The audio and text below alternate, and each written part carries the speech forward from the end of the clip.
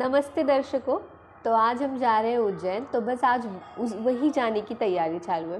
तो यहाँ पे मैं थोड़ा सा लाली पाउडर लगा के तैयार हो रही थी ताकि मैं थोड़ा सा सुंदर दिख सकूँ। यहाँ पे मम्मी हमारी सामान की तैयार पैकिंग वगैरह कर रही थी कि हम जल्दी से जो भी कुछ भी भूले हो तो भर दें।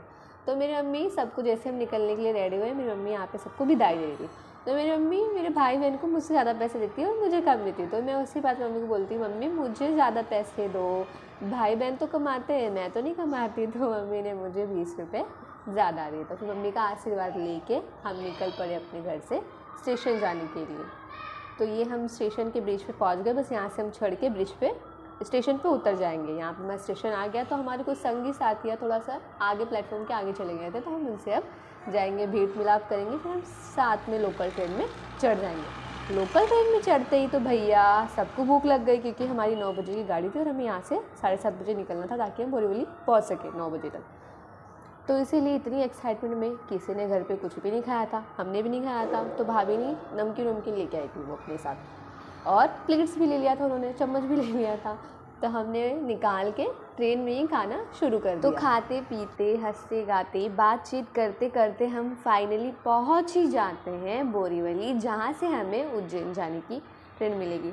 यहाँ पे पहुंच के तो एक बहुत ही अच्छी खुशी थी कि अब बस हमारी ट्रेन आने ही वाली है और हम बैठ के पहुंच जाएंगे उज्जैन। यहाँ पे मेरे भाई ने, जो मम्मी ने मुझे 20 रुपये जो मेरी मम्मी ने मुझे विदाई दी थी, वो मेरा भाई मुझसे छीन लेता है। तो यहाँ पे मैं उसे एक गुस्से वाला लुक देते हुए कहती हूँ, मेरे पैसे वापस कर। तो इतने में मेरी बहन कैमरा चालू कर देती है। तो फिर क्या, कैमरा चालू होते ही अपना पूरा लुक चेंज करते हुए मेरी बहन मुझसे पूछती है कहाँ जा रही हूँ बेटी। तो मैं उसको बताती हूँ कि मैं उज्जैन जा रही हूँ। ये सब करते करते हमारी ट्रेन अवंतिका आ ही जाती है। तो फिर हम अपने बोगी के सामने खड़े हो जाते हैं कि जैसे ही हमारा डब्बा आए हम उसमें घुस जाए। तो कुछ टाइम इंतज़ार करने के बाद हमारा डब्बा आ ही जाता है, तो हम उसमें चढ़ने के लिए तैयार हो जाते हैं। अब ट्रेन में चढ़ने के बाद इतनी भीड़ थी ना भैया कि कहाँ ही हम इतनी जल्दी अपने सीट के पास पहुंच जाएंगे।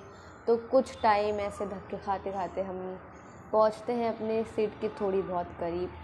फिर एक टाइम पे हम पहुंच ही जाते हैं अपने सीट पे, बैठते थोड़ी चैन की सांस लेते, कुछ खाते पीते हैं। फिर कुछ टाइम बाद, कुछ घंटों बाद ही हम पहुंच जाते हैं उज्जैन, महाकाल की नगरी। और यहाँ पहुँचते ही भाई लोग, इतनी भौकाल वाली ठंडी थी ना भैया, हम तो ऊपर से नीचे तक पूरा काँप गए थे।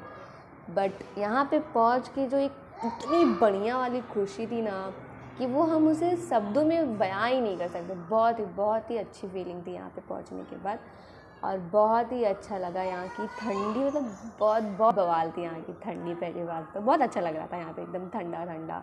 और यहाँ की खूबसूरती देखते हुए हम ऑटो में बैठ के निकल पड़ते हैं बाबा के मंदिर के करीब। उधर ही हम बाबा के मंदिर के करीब ही हम आसपास होटल देखने लगते हैं, क्योंकि पास में रहेगा तो हमको ज़्यादा जाने में प्रॉब्लम नहीं होगी, कि रेडी होने में टाइम जाएगा। तो फिर हमको आईना दिख गया। तो यहाँ पे अगर जहाँ हम लड़कियों को आईना दिख जाएगा तो हमारा वीडियो शूट और फ़ोटो शूट तो होना ही होना है। तो फिर ये सब जैसे हमारा ख़त्म हुआ, हम नहा धो के फ्रेश होके निकल पड़े बाबा के मंदिर में। तो थोड़ी दूर चलते ही हमें यहाँ पे एक टीका लगाने वाले भैया मिल जाते हैं, जो बोलते हैं मैडम टीका तो लगा के जाइए। तो हम बोलते हैं सही बात है, अगर उज्जैन आए हैं और टीका नहीं लगाया तो फिर क्या किया। तो यहाँ पे टीका लगाते हुए पहले मेरी दीदी ने टीका लगाया, क्योंकि सबको टीका लगाना बहुत अच्छा लगता। तो दीदी का टीका हो रहा था। फिर उसके बाद मैं भी टीका लगवाने के लिए रेडी हो गई। तो भैया ने मुझे भी टीका लगवाया एकदम अच्छे से। फिर टीका लगाने के बाद ही, मतलब ये टीका लगाने के बाद ना, इसमें एक बहुत ही अच्छी खुशबू आ रही थी, जो बड़ा अच्छा लगा था भैया। इतना अच्छा लगा था मुझे, तो ऐसा लगा था बस खा ही जाओ इसको। बट खैर कोई बात नहीं, इसको खा तो सकते नहीं हैं। तो टीका लगाने के बाद हम निकल पड़ते हैं।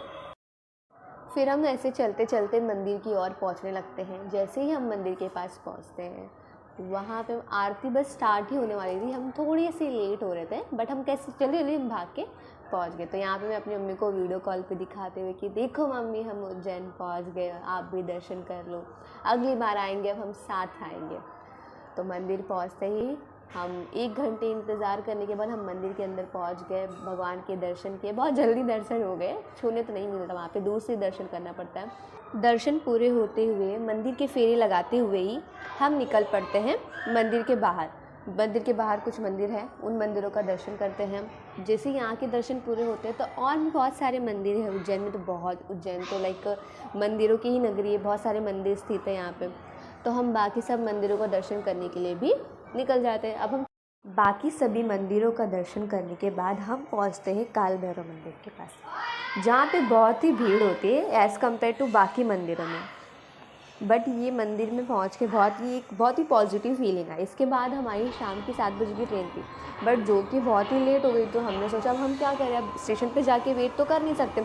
तो हमने सोचा चलते हैं मंदिर चलते। तो शाम को हम 7 बजे हम मंदिर के वापस से दर्शन करने के लिए निकल गए। बट कहते हैं ना, जो होता है अच्छे के लिए ही होता है, क्योंकि सही में रात को मंदिर देख के ना भैया बहुत ही अच्छा लगा। बहुत ही ब्यूटीफुल लग रहा था मंदिर, जो दिन में उतना नहीं पता चल रहा था, बट रात को उसकी खूबसूरती बहुत ही ज़्यादा निखर के आ रही थी और बहुत अच्छा लग रहा था देख के। मंदिर के बाहर कॉरिडोर में शिव भगवान की पूरे जीवन की कहानी मूर्ति के तौर पे एकदम बनाई गई थी और अच्छे से एकदम लिखी गई थी। इसको देख के ऐसा लग रहा था ना कि जैसे कि मानो हम उसी युग में आ गए और हम खुद भगवान की सारी कहानियाँ अपनी आँखों से देख रहे, उसके साक्षी बन रहे, जो कि देख के एकदम अच्छा लग रहा था। बहुत ही मतलब सब कुछ एकदम अच्छा लग रहा था। ऐसा लग रहा था कि साक्षात हम भगवान के दर्शन कर रहे हैं। फिर जैसे ही सारा सब कुछ पूरा होता है, हम निकल पड़ते हैं हमारे स्टेशन, उज्जैन स्टेशन, क्योंकि हमें यहाँ से घर जाना था। 9 साढ़े 9 बज गए थे और 12 बजे का टाइमिंग दिखा रहा था ट्रेन का। तो हम निकल गए, बट हमारी इतनी किस्मत ख़राब थी ना कि वो ट्रेन बस लेट पे लेट होती रहती, क्योंकि ना वो उत्तर प्रदेश से आ रही थी और वहाँ पे ना बहुत ठंडी थी और बहुत कोहरा होता है। तो जिसकी वजह से ट्रेन रुक रुक के आ रही थी। तो हमने बोला कोई बात नहीं, चलो अब स्टेशन पे ही वेट कर लिया जाए। तो वेट करते करते भाई इतनी ठंडी थी ना कि वो लाइक अब रात को ठंडी बहुत ज़्यादा बढ़ जाती है। तो ठंडी तो हमसे बर्दाश्त नहीं होती और ऊपर से हमें नींद बहुत आती है। हम सुबह 6 बजे की उठे हुए थे।